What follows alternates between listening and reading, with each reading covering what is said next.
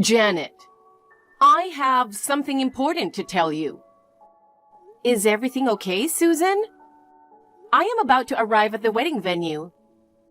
I am so glad that the weather is good today. I'm looking forward to seeing you today. Hey, can you stop that kind of thing?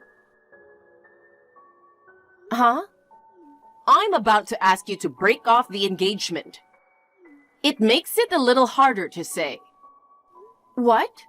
Today is my wedding day. And you're asking me to break off the engagement? You're kidding. What?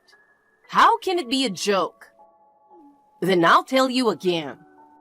You are not the right person for my son to marry. Please break off the engagement.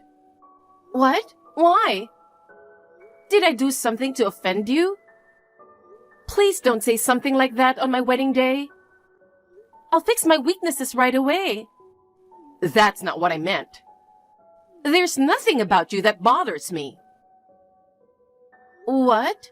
Then why on earth? Because you and I live in different worlds. We live in different worlds? I don't understand. Can you please tell me clearly what you don't like? Janet, it's your background. What? From the moment I heard you grew up in an orphanage, I always thought you were not suitable to be my son's wife. But my husband said, well, Bob brought her here because he wanted to marry her. We don't want to reject her right away. So I decided to see how it'd go. And I set certain rules in my mind. What's the rules? By the day of the wedding, if you apologize to us for being raised in an institution and told us how much you wanted to marry him, I might have changed my mind. I was waiting for your apology for a long time, but you never once apologized to us. Yes, I grew up in an orphanage. I don't have parents, but the people there took very good care of me. I lived happily every day. I had a lot of friends at the orphanage and at school. I am never once ashamed of being raised in an orphanage. So why should I apologize? You're so cocky. This is how people who grew up in institutions are. Okay? I don't care about your pride. What's important is what the world thinks of those who grew up in institutions. What? Everyone in my family, including my relatives, graduated from prestigious universities. They all work for well-known companies. If someone like you came to our family, it would be a disgrace to our family. So I'm glad you didn't apologize to me. And thanks to you, I can break off the engagement. Oh no. Once again, I'll make sure to tell you. Janet, please break off the engagement with my son. In our family from the upper class, someone who doesn't have parents doesn't belong. It's embarrassing to have someone like you, so please cancel the wedding. I see. If you insist that much, I understand. I don't care if you regret it. What? Why would I regret it? There are two things I want to confirm. You're such a pain in the ass. Well, you are acting strong, but I'm sure you're really in a state of shock. Let's hear it. Make it quick, okay? Thank you very much. Does Bob, who was supposed to marry me today, know about this? What kind of question is that? Of course he knows about it. Ah, did you think that I was doing this on my own? Too bad. He is of the same opinion as I am. When I told him I'm going to cancel the wedding, he said, okay, I'll do as you say, Mom. Well, okay. The other thing is, I understand why you want to cancel the wedding. But canceling on the day of the wedding is not common sense. How are you going to contact the attendees? If they are far away, there is a good chance that they have already left home, right? We have already contacted our guests one by one. So you should contact your guests yourself. What? Even though you are the one who wanted to cancel? It's true that we are the ones who wanted to cancel. But you are the one who caused it, so you should do so. I'm the cause? Yes. It's your fault for growing up in an institution. I'll leave it to you to contact the wedding hall and pay the cancellation fee. I'm supposed to pay the cancellation fee too? I think it's ridiculous. It's your fault, of course. I understand. I don't know if you really regret it. Are you kidding me? I'll never regret it. Bye. Zach, where are you? Have you already left the house? Janet, good morning. I was just about to leave the house. I'm really looking forward to today. Well, I just got a call from Bob's mom. She said that today's wedding has been canceled. What? Are you kidding? That's what I thought at first too, but it seems she's serious. She doesn't like the fact that I grew up in an orphanage. What? That's the reason? Well, if I apologized for being raised in an institution before the wedding day and begged them to let me marry him, she would have thought about it, but since I didn't apologize, they called off the engagement. And because I grew up in an institution, she wants me to pay for the cancellation. What the hell is that? That's too messed up. I just got a message from Dad.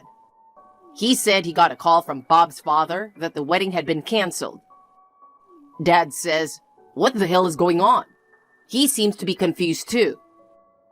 Of course he is. Canceling on the very day of the wedding. Well, Susan said she's contacting the groom's side. Your father is invited on the groom's side. I heard from you that Bob's parents are very picky about educational background and so on. But is Bob okay with this? I thought he loved you. I couldn't believe it either, so I called Bob and asked him if he was okay with canceling the wedding. And he said he couldn't go against his parents. Huh? Unbelievable.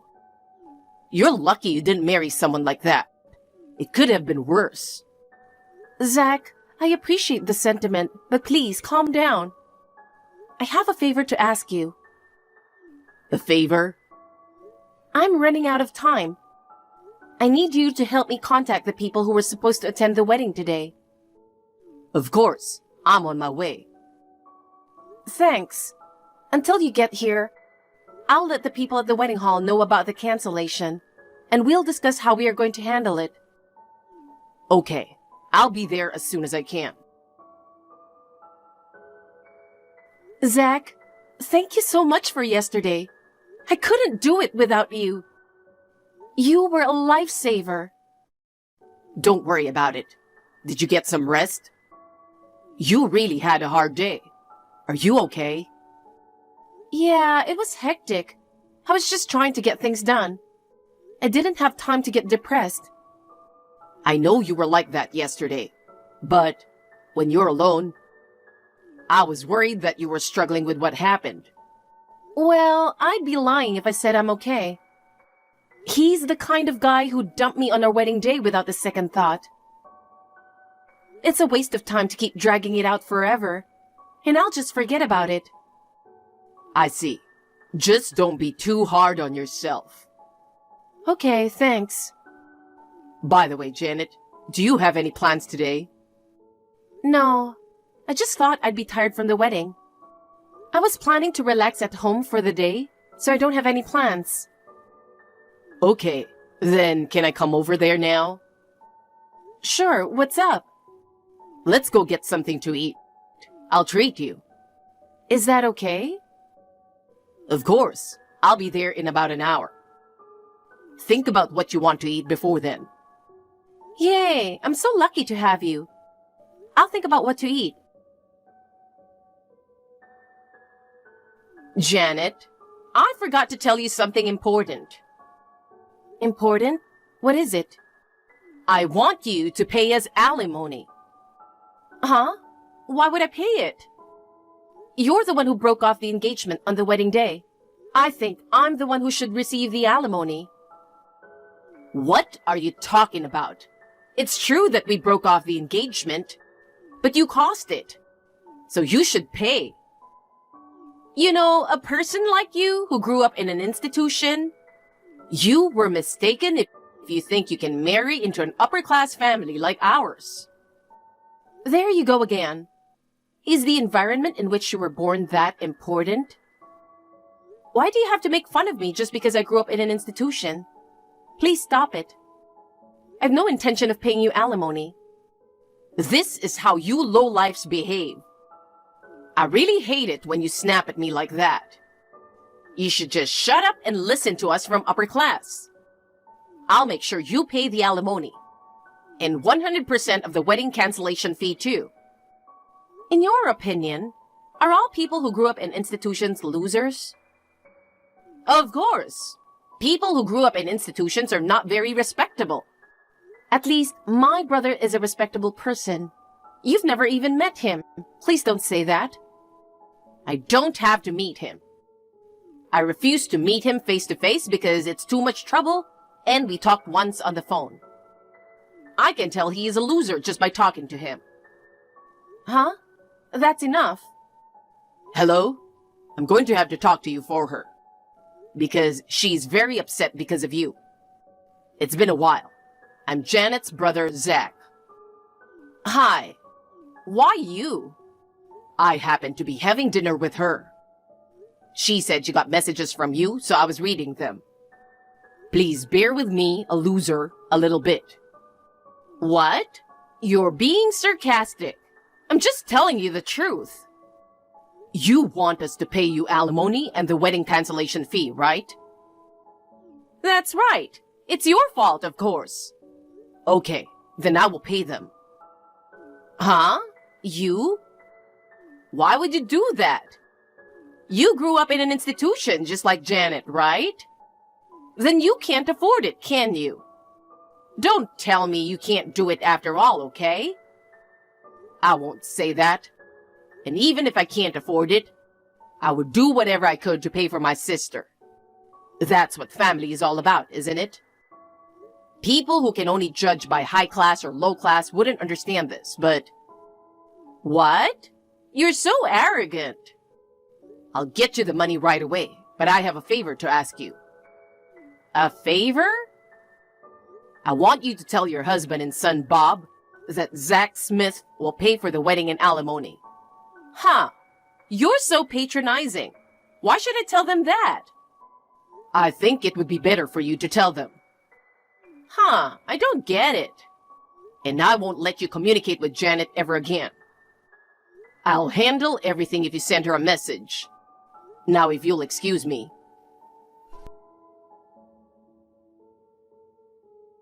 Mr. Smith, I am so sorry about earlier. Let me apologize for my rudeness. Please, could you please contact me back? If I send a message to her, you will respond, right? Hi. By the sounds of it, you told them my name. You've changed a lot, haven't you? I am really sorry about earlier. I had no idea that you were the president's son of the company where my husband and son work. How could you, who grew up in an institution? Don't you understand? I was adopted into the Smith family, the president's family. My parents had been having a hard time having kids for a long time. They wanted to have an heir, but if they were going to adopt a child, they wanted to reach out to a child who was really in need. So they adopted me from an orphanage. My parents raised me like a real child, taking good care of me and caring for me. I joined this company because I wanted to give back to my parents. I believe it is my mission to one day follow in my father's footsteps and make the company even bigger. I had no idea. I was going to tell you that I am the president's son if we met, but you said you didn't want to meet me. This isn't something that I should tell you at their wedding, and my work and private life are separate. I was going to keep quiet about it. Bob knows about this, though. What? We sometimes communicate with each other on business. So when I heard that he accepted to break off the engagement because we are losers, I was surprised, or rather a bit shocked. Come to think of it, it seems that Bob was trying to tell me something. Since yesterday, he's been in his room, not responding when I tried to talk to him. He hasn't come out at all. Could it be that he didn't want to break off the engagement? I'm sure he didn't. I don't know about your son who can't clearly express his will. I think it is you and your husband who makes him do that. I didn't know you were the son. That's not the point. It's how you view the world is the problem. You shouldn't change your attitude like that just because I am the president's son. Whether I'm the boss's son or a poor man, I'm still a human being. About the alimony and the wedding cancellation fee? Oh, we'll pay you as promised. Please tell me how much it will be. No, sir, it's our fault. It's outrageous to ask Mr. Smith to pay for it. Rather, we will pay you. I see. I understand. I don't want to deal with you anymore. From now on, I will have a lawyer contact you. I will contact you through him. Talk to my lawyer about the money. Yes, I'm really sorry. Zach, the alimony has been paid. It's all thanks to you. I'm sorry for relying on you for everything. It's okay. I didn't want you to deal with them anymore. You know, whoever's better at this stuff should be the one to do it. Thank you. Well, a few days ago, I got a call from Bob. What? Really? What did he say? He apologized over and over again for breaking off the engagement. He seemed to be in a lot of pain. He blamed himself for not being able to say anything to his parents. I see. Bob himself told me that he was leaving the company. He said he wanted to start over from scratch in an environment where he didn't know anyone. Yeah, that's what I heard too. Bob's father must have felt he couldn't stay at the company. He resigned voluntarily. So, the whole family is unemployed. I feel a little better now. They were calling themselves upper class. That's right. Well, I guess they're being punished. I think so too. Thank you again, Zach. Don't mention it. Let me treat you next time. You know, now that I've received my alimony. You sure? I'm looking forward to it. Bob's father left his job and moved back to his hometown. He hired a lawyer and confronted Susan with a divorce. Susan was more concerned about losing her source of income than getting a divorce, demanding to have her property. She was not satisfied with her share of the property, so she turned to Bob to support her. But he rejected his mother, saying, "I'll live on my own, so don't get in my way." She could no longer rely on anyone. Now she is leading a simple life, far from what she is used to. Bob was controlled by his parents all his life, but now is desperately trying to change. I would like to support him from the shadows. Good morning. Is this Violet's mother? Yes, she's here. May I ask who's calling? Oh, hello. I'm the new homeroom teacher for Violet's class. I'll be taking care of her class from now on since the former teacher will be going on maternity leave, starting tomorrow. Oh, hello. Yeah, I heard about this news a few days ago, but I didn't expect Susan to leave so soon. Nevertheless, welcome. I hope you'll be able to help and take care of Violet. Thank you. It's my duty. Actually, I wanted to talk to you today because I would like to invite you to a meeting with the other parents and me. This way I can better understand the children's personalities and talents in order to find the best way to teach each child. Oh, I'm more than willing to attend.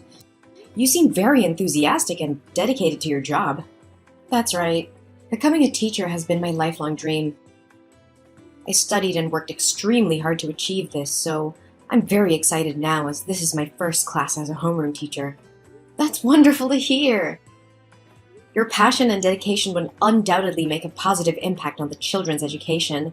I'm grateful that Violet will have such an enthusiastic teacher. Thanks for your kind words. Count me in for the meeting. Just let me know the details and I'll be there to support you and learn more about how we can contribute to the children's education. Thank you for reaching out and welcome again. That's fantastic. I'll share the meeting details with you soon. I appreciate your warm welcome and enthusiasm. See you soon at the meeting. Wow, it's such a small world. I can't believe it's been 10 years since we last saw each other. You have no idea how sad I was when I heard you transferred schools.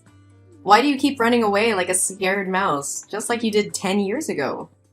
What more do you want from me? I don't want to bring up the past again. I've tried to forgive you, so it's best if you don't mess with me. Forgive me? Are you kidding? I didn't do anything to you. We used to be best friends.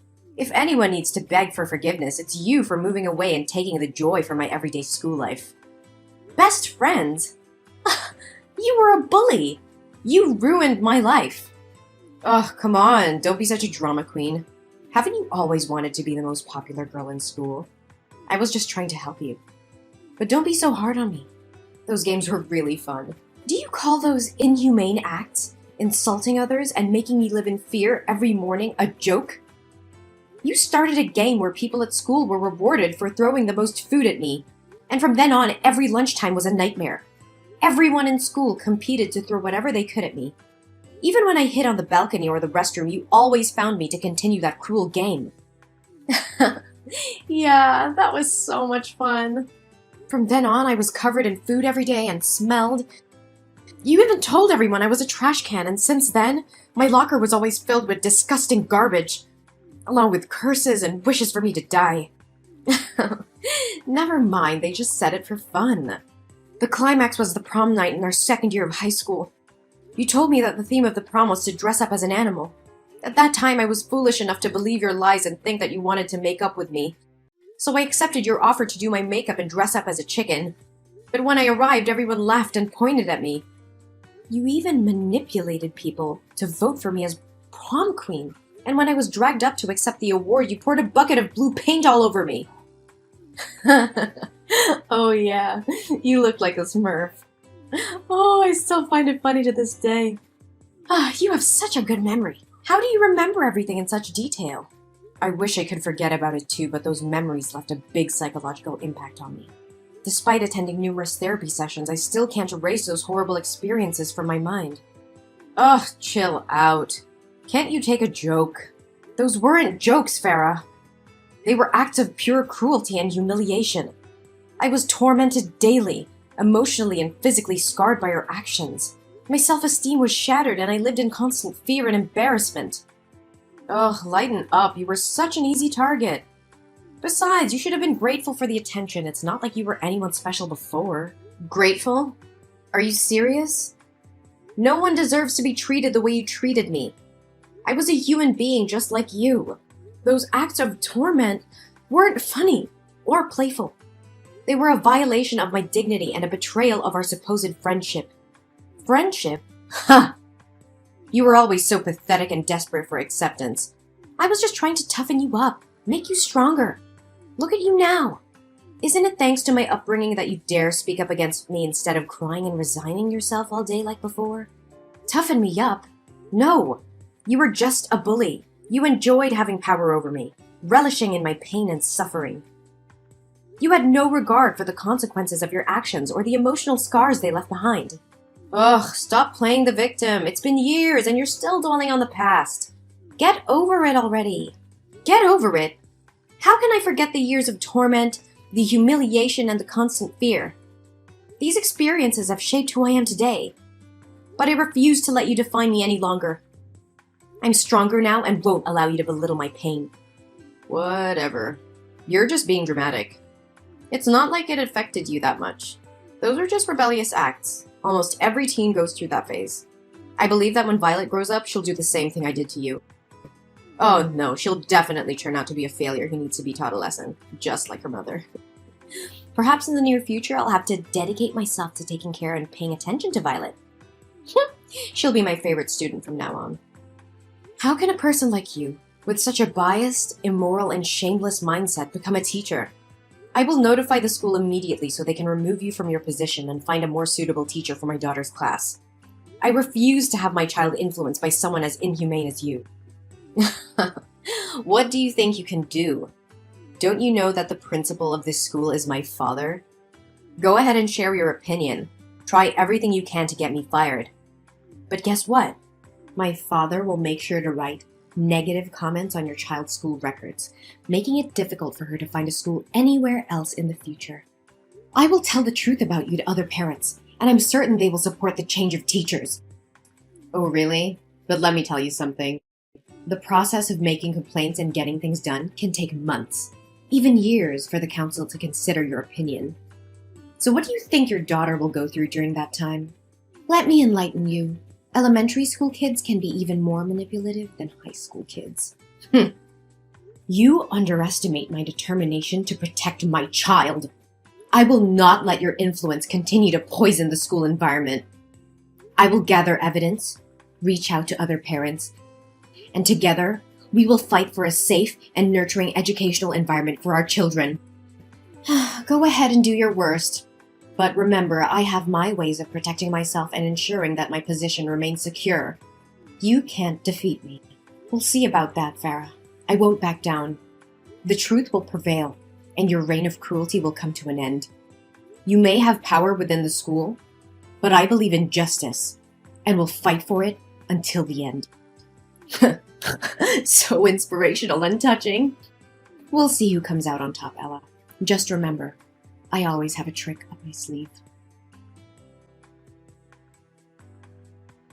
Hello, Jellyfish Mom. Today I have an announcement to make regarding your daughter's recent misconduct. As her homeroom teacher, I have taken disciplinary action in response to her poor behavior. And before you jump to conclusions, let me clarify that this has nothing to do with holding a grudge from the past or intentionally causing trouble with your daughter. This is simply a conversation between a teacher and a parent to inform you about incidents of cheating and stealing involving Violet and her classmates. What? What do you mean by poor behavior? Are you saying my daughter cheated on her exam and stole from her classmates? Yes, that's exactly what I mean. During a math test today, I noticed Violet looking at her classmates' papers and even exchanging answers with them. A math test? That can't be right. Violet excels in math. Last year, she even represented the school in an inter-school math competition.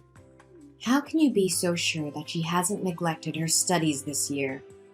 Perhaps she resorted to cheating out of fear of embarrassing her friends. Furthermore, today was Violet's day for classroom duty. When her classmates returned to the class after playing, many of them discovered that their belongings were missing. Crayons, hair bows, game consoles. They were all found in Violet's locker when we conducted a search. How is that possible? Something doesn't add up. I am confident that Violet would never steal from her friends. Someone must have framed her. Accept the truth. You have failed to raise your daughter properly. As an experienced teacher, I can clearly discern if a child is lying or not. Moreover, she has already confessed her mistakes in front of the class. What? Did Violet herself admit to cheating and stealing? Yes, indeed. Although I had to use a professional method as a teacher to get Violet to admit her mistakes. What do you mean by professional method? Well, as an expert in educating children, I know which methods work best. In this case, a light spanking with a ruler was employed. I can assure you that I have used this approach with hundreds of students before. What? Did you physically punish my daughter? How dare you take such action without certainty that she committed those acts? You coerced and assaulted her just to force her into admitting fault? And you still call yourself a teacher? Oh, please, she simply needed to face the consequences of her actions. By the way, I'm disciplining Violet, so she'll be returning home 2 hours later than usual today. I have lesson plans to work on for tomorrow, so I won't be able to continue this conversation with you. No, you're not going anywhere until you clearly explain what punishment you're referring to. What have you done to my daughter? Oh, don't worry, you'll find out soon enough once she arrives home. Today I decided to test out a new punishment method, and your daughter was the first one to experience it. She'll be so grateful to me for a refreshing summer look. What on earth are you talking about? Oh, just relax, it's no big deal. Today was career day at school and my class happened to open a salon shop. So I made a small adjustment to Violet's hair. Even though she looked pretty with her hair tied on both sides, she looked even prettier with her new hairstyle I created. What? How dare you touch my daughter's beautiful hair? Did you cut off those 2 braids? Oh, you silly person, of course not. I wouldn't be so heartless. Short hair wouldn't suit her face. Instead, I shaved her head in front of the entire class. I simply used her as an example to teach and warn other students never to make the same mistake as your daughter. It's quite an effective method of education. I swear to God, you're going to pay for this. You've gone too far, Farah. I won't let you get away with this. Oh yeah? I'm not too worried. If I didn't go this far, she'd never learn her lesson. Don't you know that when parents coddle their children, they grow up to be losers? I'm just doing what I'm supposed to do. You should be thanking me. What kind of teacher? No. What kind of person would do this? You have crossed all boundaries. It's not your place to physically and emotionally harm my daughter. You have abused your authority as a teacher. Oh, please, don't be so dramatic. It was just a harmless punishment. Her hair will grow back soon. Harming my daughter physically and emotionally is not harmless. You have no right to punish and abuse students like that.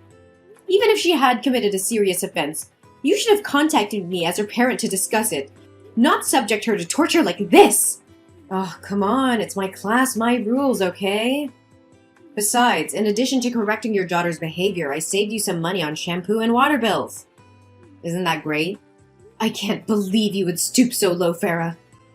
You're supposed to be a teacher, someone who nurtures and guides young minds, not someone who inflicts pain and humiliation on innocent children. How can you live with yourself? Ugh, spare me the melodrama. You act as if I've committed some heinous crime. It was just a little punishment. A teaching moment for your daughter. It was not just a little punishment. You violated my daughter's trust, her sense of security. You took away her dignity and happiness. How could you be so heartless? Heartless? I did what needed to be done to discipline her. She needed to learn a lesson. Besides, it's not like she's the first student I've punished this way. I will report your behavior to the school administration and the appropriate authorities. You will pay for what you've done. Oh, please. Your little crusade won't amount to anything. I've seen parents like you come and go, making empty threats. I've dealt with worse than you. You may have dealt with others, but you've never faced someone like me. I will expose your true nature and ensure you are stripped of your position as a teacher. No child should ever suffer under your twisted idea of education. You're delusional if you think you can bring me down. Your daughter will be the one to pay for your foolish defiance. That doesn't make it right. You have no right to play with my daughter's emotions and physically alter her appearance without consent. Your actions are cruel and unforgivable. Well, maybe you should have taught your daughter better. Maybe if she had behaved, you wouldn't have ended up like this. Once again, I can't believe you would sink so low. How dare you intentionally harm my daughter in such a despicable manner? What the hell are you going on about? It's just my responsibility as a teacher. Oh, so it was your responsibility to fabricate a cheat sheet, then purposefully approach my daughter's desk during the math test, dropping it near her feet and pretending it was innocent? Did that answer magically appear in her pocket too? And let's not forget your responsibility to rummage through other students' belongings, hide their items in my daughter's locker, and play innocent while they search for their possessions. You're truly cunning and conniving. What in the world are you trying to imply? Are you making up stories to protect your daughter and shift the blame onto me? The other students in the class will back me up. Oh, you think so? Well, I happen to have video evidence of your malicious actions towards my daughter. Video? What video are you blabbering about? Maybe Susan forgot to mention that there are security cameras installed in the classroom, ensuring parents have complete oversight of their children's safety and the quality of education. Today, those cameras captured everything. What? Security cameras? How is this possible? Why was I never informed? These cameras were installed due to the alarming rise in school security incidents. To protect their child, parents in our class contributed funds for their installation. We all have access to monitor our children whenever we wish. And guess what? This time it worked flawlessly, safeguarding my daughter's dignity. I couldn't check the footage right away since I was on a plane. By the way, I visited your previous school, the one where you were fired, to uncover the truth. No, it can't be true. God, I despise even uttering your name. Did you know you don't even have an education degree or teaching certification? They informed me that you were terminated because they discovered your secret and your extreme misconduct towards the students. So what? What can you possibly do? Even if you brandish that absurd evidence to intimidate me, I won't be afraid. My father will do whatever it takes to keep this under wraps. I won't bother reporting this to the school administration. But mark my words, I will use this incontrovertible evidence to write a scathing expose about you, shedding light on the rampant child abuse and the dangerous presence of uncertified teachers such as yourself. You think writing for a newspaper will make a difference? Huh, that's a pathetic joke. Do you honestly believe any journalist will pay attention to your fanciful tale? Well, I can't speak for all journalists, but I will. And not just any journalist. I am the chief editor of the New York Times education column. Prepare to face the consequences of your actions. Ugh, please, you're just bluffing. You really think I won't follow through with my words, don't you? You underestimate my determination to protect my daughter and ensure justice is served. I have evidence that will expose your misconduct and abuse of authority. The world will know what kind of teacher you truly are. Evidence or not, no one will care about your little vendetta. You're just a desperate parent trying to make a scene. You may think so, but you're gravely mistaken. I've contacted the local news outlets and they're interested in investigating this matter further. They understand the importance of protecting students from abusive educators like you. Local news? That's all you could manage? They won't have the reach or influence to make a significant impact. That's not all. I may have started with local news, but I won't stop there. I will reach out to national and international media, sharing the evidence of your deplorable actions. I will make sure every parent, every educator, and every responsible citizen knows what you have done. You can try, but I have powerful connections that will protect me. No one can touch me. Connections may shield you temporarily, but they won't save you from the relentless pursuit of truth. The public will demand answers, and those connections will crumble when faced with undeniable evidence. You will be held accountable for your actions.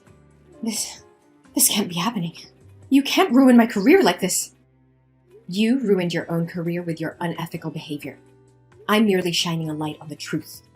You have no one to blame but yourself. Please, Ella, I beg you, don't go through with this. I made a terrible mistake, and I deeply regret my actions. I never meant to harm your daughter or any other student. I was just frustrated and lost sight of my responsibilities as a teacher.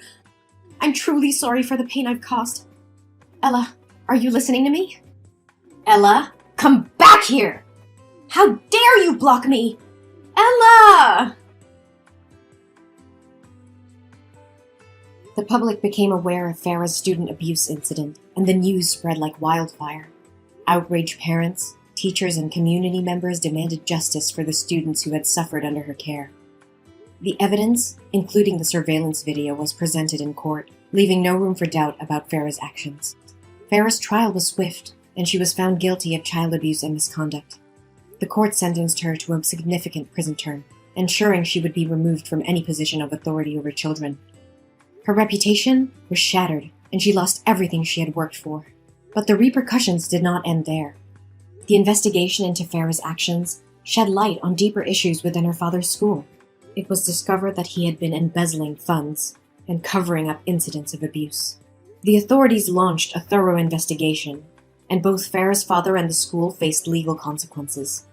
The school's reputation was tarnished, and it underwent major reforms to ensure the safety and well-being of its students. Then, I took immediate action to support my daughter Violet. I sought professional help and took her to a psychiatrist to address any emotional impact from the traumatic experiences. Thankfully, Violet showed resilience and strength, emerging from the ordeal with no lasting psychological harm. During the period when Violet's hair was growing back, I bought her a variety of beautiful wigs, allowing her to express herself and feel confident. The support from me and the love of her family helped Violet regain her self-esteem and move forward. Meanwhile, teacher Susan, who had been on leave, returned to the classroom. Her presence brought a sense of stability and positivity back into Violet's life. With a nurturing and supportive teacher, Violet thrived academically and emotionally, embracing her love for learning and her classmates.